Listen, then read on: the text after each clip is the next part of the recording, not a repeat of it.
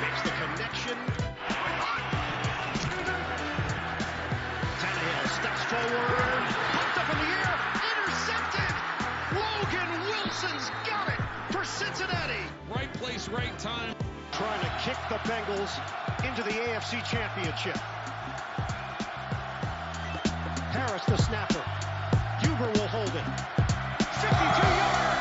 Sweeps the leg. McPherson. He's got it. Cincinnati wins. 3rd down and 8. Rodgers is sacked. Armstead. And that's 5 sacks for this defense in each of the last 3 games, and it's blocked. Up into the air and spinning inside the 10. Picked up and a touchdown. Hufanga got the return for the touchdown after the block.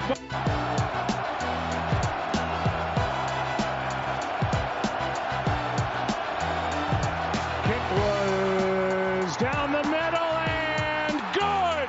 49ers win it. Covered by Ramsey. Akers. Oh, lost the ball. And the Buccaneers come up with it at the 30-yard line. And Ndamukong Suh. In the first half, comes back to bite them. And Ndamukong Suh, as he's done throughout the course of his career. Way to the outside. Caught. Cup. Stafford. Deep downfield. He's got Cup again. He's at the 10. Stafford says, let's get down there. We gotta clock it. We gotta get the field goal. Clock running down. They have time. Rams getting set. Getting ready for Matt Gay to come in. He spikes it there, and Matt Gay will come in and try to win the game. 30 yards to win the game. Matt Gay boots it through. And the Rams by the hair 19 in 17 seconds. Down the middle to the end zone. And there it is.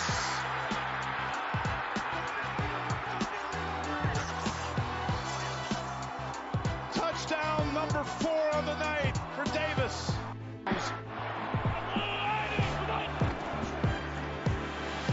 Looking to the end zone for the win. He caught it. Ball game. Chiefs to the championship game.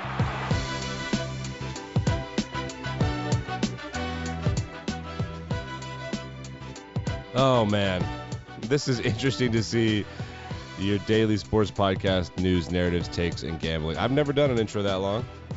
Totally worth it. Many are going to consider this the greatest weekend of football ever, at least for pro football. And I can't say that I disagree. 4 really good games. We've got some good controversy to talk about, storylines all over the place. Maybe we say goodbye to the GOAT, and that's completely fine because, as everyone will tell you, the league is in good hands. There are 2 new GOATs. I said it, not to toot my own horn. The new Manning Brady is Mahomes and Allen, and when the last couple times they've been on the field, they played each other. It's been electrifying. It has been absolutely electrifying. Everyone will be talking about the overtime rules. Of course, we're talking about Brady and his unsportsmanlike penalty when somebody made his little lip bleed. We'll talk about the Packers and Aaron Rodgers' cryptic post-game comments. We're going to check in with the NBA and the NHL first. We'll get some stories out of the way that maybe we should follow. Maybe I'll regret this and want to have had this news for another episode. But we'll start with some racist controversy in a minor league sport in hockey. The Jacksonville Icemen, which is part of the East Coast Hockey League, which is the minor league of the minor league. That's if you're in the ECHL, you are either way far away from being an NHLer or got a long way to go, or you're just desperately trying to hold on to your career. Well, there was a fight between Jacksonville and I think Charleston. Was it Charleston? Somewhere in the South. Yeah, I think it might have been Charleston's team. So there were racist gestures made towards PK Subban's little brother, Jordan Subban, during a game. The guy that made them, I'm not going to say his name, I don't really care. He's been cut by the Jacksonville Icemen. Jordan Subban commented on a tweet by the Jacksonville Icemen who was his opponent. So Jordan played for South Carolina, the Jacksonville Icemen, who had the racist guy on their team. Jacksonville tweeted, overtime began with a rough fight resulting in multiple penalties on both sides. And then Jordan Subban quote tweeted that by saying, and this is funny, more like at Jake Panetta, who is the guy, I guess that's the guy that did it, was too much of a coward to fight me, and as soon as I began to turn my back, he started making monkey gestures at me, so I punched him in the face multiple times, and he turtled like the coward that he is. There, fixed it. Great. Good look for hockey. Awesome. Well, they got rid of the problem, and hopefully that'll make it better. Those ECHL games are a mess. It's not what I would call quality hockey. There's a lot of fighting because guys are trying to make the team. Another controversy let's talk about. I don't know. This would be funny. Grayson Allen, the guy that used to trip people at Duke all the time, like just the privileged-looking Dookie, the white guy that you hate on Duke. That guy did some bullshit in the NBA recently where he hard-fouled Alex Caruso, causing him to have a surgery. But the foul was debated. If it wasn't Grayson Allen, no one would have debated the foul. It was a hard foul. The guy went down. I think he had an elbow thing. Maybe it was a hand. I don't know. It hurt him really bad. It was a hard-looking foul. But then people were looking at the foul, and they're like, is it really that ugly? I don't know. And the narrative around this is, was it actually a hard foul? Was it something suspendable? The Bucks think that he shouldn't have been suspended, and that's who he plays for. The Bulls think he should have been suspended for longer. And if it wasn't Grayson Allen, I'm not sure we're having this conversation. Sort of like Draymond Green or other guys in the NBA. If it was like just an average player that this was like an accident, if this was a true accident. But there are some people in sports that they just get in a lot of like dirty accidents, and Grayson Allen is one of them. Okay, let's talk about football. Enough of that garbage. NBA and NHL, they're happening. We're going to cover them more, et cetera, et cetera. Best weekend of professional football perhaps ever. Most people will say ever. So we'll start on Saturday. The game's on Saturday. All 4 games this weekend went to the final play of the game. It ended with the Chiefs and the Bills and what a lot of people, and this is hyperbole, but they're calling it one of the greatest games ever played, and I do think it's going to get close, and we'll talk about the overtime rules, and that'll all be annoying. First thing that happened is Derrick Henry came back from injury in Tennessee. That was not enough to get past the Bengals. The interception at the end, it was a tipped interception. I don't know if it was a great throw. Logan Wilson grabbed it when it was popped up in the air for the Bengals, my boy Logan Wilson, and then Evan McPherson, who was drafted in the 5th round, which is one of the earliest draft picks used in a kicker in NFL history. Most of them are drafted 6, 7, 8. Most of them are signed off the street. Robbie Aguayo was famously drafted in the 2nd round, which was really stupid. But this guy, McMoney, they call him, he's so cocky. They got to field goal range, and he shrugged his shoulders. This is a rookie. And he looked at, I think it was, what I heard was he looked at the defense, and he looked at the coach, and he goes, well, looks like we're going to the AFC Championship, boys. And then he just pounded it through. He is right now the 2nd or 3rd best kicker in the NFL as a rookie, and I love the cockiness. Kickers are rarely boys. Like, they're rarely part of the bros, and this guy clearly is one of those guys. This is not a great game. It was fine. Derrick Henry's back from injury. He looked okay.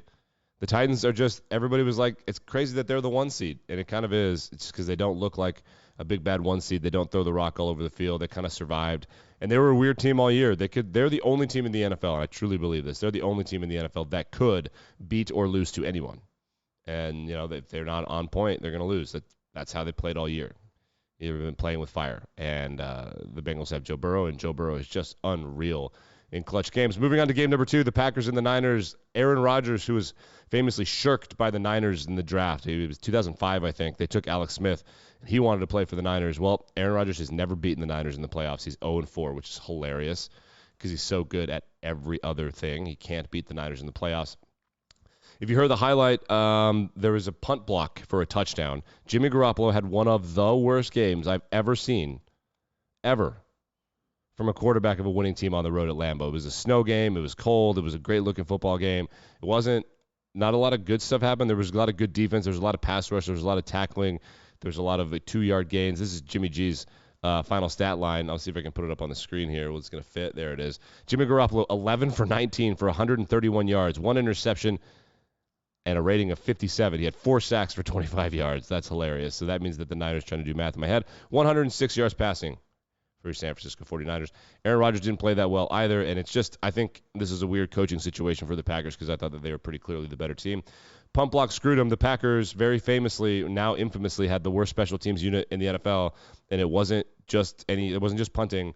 They couldn't return kicks. They couldn't kick off. They couldn't punt. They couldn't return punts. They had Mason Crosby was so up and so down. He was awful all year. I think it wasn't the only thing, the only special teams thing that happened in this game. I believe they had missed a kick, and I think there was a kick that was blocked as well. I mean, they had boo-boos. It was bad. It was very, very bad. And that loss, it's a third of the game. Technically, it's not really a third of the game. It's more like an 11th of the game. But it's enough to win or lose. You can't be bad. Special teams can destroy your game, but it rarely wins you games. Other teams sucking at special teams wins you games. And that's what happened here. And then Aaron Rodgers was very much, he said he doesn't want to be part of a rebuild. He's getting older, and that makes sense. Which this is getting crazy for the Packers because this will mean, I'm trying to do the math off the top of my head, that they've essentially had 30, is that right? It's 2021. They've had about 25 to 30 years in a row, except for Rodgers' first year starting. They've had 30 years in a row of Hall of Fame quarterback play. And they've been to the Super Bowl 4 times, and they've won twice. Ben Roethlisberger's won 2 Super Bowls. That is crazy that they're just unable to get over the hump. It is just crazy. 30 years in a row of Hall of Fame quarterback play. And they've been to the Super Bowl 4 times, and they've only won twice. 30 years. Joe Flacco has a Super Bowl. Same amount of Super Bowls as Aaron Rodgers. Same amount. Unreal. So let's move on to what happened on Sunday. Sunday was a lot better. Those games were very intense and tough, and they were good games. But then the heat got ratcheted up on Sunday. On Sunday, the Rams came out and started just destroying the Bucs, and then all hell broke loose in that game. Nobody wanted to win it. People will say it was a good game. It was an entertaining game, and it just shows how desperately we wanted something good from the boring disaster that was wildcard weekend. And what happened was the Rams did their damnedest to give the game away. There was an errant snap at one point that went over Stafford's head, but it didn't just go over his head. It went over his head like 35 yards. And there were fumbles. They were trying to ice the game away, and the running back fumbled. And Ndamukong Suh stripped the ball, and he is just a beast. And Ndamukong Suh is a beast. But the Rams they tried their hardest to give the game away, and they did. It was tied. Matthew Stafford, 40 seconds left, and the Bucs called the blitz. Stupid. Went right over ahead to Cooper Kupp. All the stuff he's been doing with the Lions. He is statistically the best fourth quarter comeback quarterback of all time since he's been in the league. So he was trending towards being of all time. And he finally got a chance to do it in the playoffs. He has 2 playoff wins. Here's a narrative that Stafford has 2 playoff wins this year. The Lions have 1 playoff win in the entire Super Bowl era, which dates back to like 60-something. So that's fun for us Lions fans out there. What a great narrative. On the other side, a bunch of other narratives. There was a taunting penalty on Suh because he alleged that Stafford kicked him. I don't think Stafford kicked him. I'm not going to pull the clip up because I just don't have time for that. But they looked like they were rolling around. It wasn't a sack. It was he finished the play, and it was a good hit on the quarterback and fine. But it did look like Stafford kind of extended as he was rolling around. And then Suh got up and said he kicked me, and he got mad at Stafford and said, "Don't kick me." So Sean Hockey called the taunting penalty. But then later in the game, Von Miller did the same thing to Aaron Rodgers, and Aaron Rodgers got in Sean Hockey's face, and he had a little bloody lip. It was the cutest little bloody lip you ever saw. And he got mad, and then Sean Hockey called him for taunting also, which I like that. Tom Brady he has been talking to his opponent's teammates and refs in a completely inappropriate way that he wouldn't get away with if he wasn't the GOAT and he wasn't white. Like, that's just a fact. He does a bunch of inappropriate, unsportsmanlike shit, and he's been doing it for like decades. So good. The guy was like, "Don't talk to me like that," and he flagged him, and I really liked that. But it was a great game. People are going to talk about taunting. I don't really care. This game was entertaining. It was really close to being really boring, and then it got really good. Sean McVay is so conservative, man. He's such a genius play designer. People are going to don't let that narrative seep into your brain. These genius young coaches like McVay and Shanahan, they're scared. They're spineless. They don't try to win games. Sean McVay is the most conservative coach in the NFL with going forward on 4th down and passing and running situations. He's scared. He coaches scared. He's been coaching scared his whole career. He looks like he doesn't because he's young and he works out, but he's scared. And they tried to run the ball. And what you worry about when you try to run the ball, when you're running the game out, you don't pass because you don't want to stop the clock. You don't want to throw a pick, but they end up turning it over anyway. Took the ball out of Matthew Stafford's hands. Unbelievable. And then the nightcap was, many people will consider it the greatest game of all time. I'm not sure I'm there, but it's definitely one of the best NFL games of my lifetime just because these guys Patrick Mahomes and Josh Allen went back and forth in the final 2 minutes to the tune of 25 points. There was 4th and 13 with like 1 something left 150 left or something, and Josh Allen threw a touchdown pass, and then Mahomes scored a touchdown, and then Allen scored a touchdown, and then Mahomes got him in field goal range with 13 seconds left, and then Mahomes scored a game-winning touchdown in overtime. But it wasn't like there were a bunch of mistakes on defense. The offenses just played immaculately after the defenses played their asses off in the first half. So top to bottom, this is not like a Big 12 shootout game where the offenses are just so much better than the defenses. And by the way, they're not. The Bills on paper had the best defense in the NFL in total defense, which is defense. Defense is keeping them out of the end zone. And the Bills were the best of that. And they did really, really well. They held them to some field goals here or there. The game was like, was it 21-26 with 2 minutes left? It wasn't a shootout. It became a shootout because you have to play prevent defense, and Allen and Mahomes, that's an LOL situation for them. Josh Allen, to me, outplayed Patrick Mahomes pretty significantly. I thought that a lot of the scramble plays from Mahomes were kind of trying to make something happen. And then in the second half, it looked like Mahomes was in more control, and Allen was the one pressing. But Josh Allen's arm on some of these throws was just bananas. I do think that there is a noticeable difference between the two of them in arm strength. I think Allen's got him, but Mahomes is just so calm and confident. We get strapped in for 10 more years of this. They're the two best quarterbacks in the NFL. Like, Brady and Rodgers might both be done. They're getting older, and I don't know. I've never seen those guys play a game like that. Those throws, he had a throw to Gabriel Davis that I don't know. It's unbelievable how far he threw that ball and how low it was. It was like a line drive home run. It was unbelievable. And Mahomes is Mahomes. He was so slippery.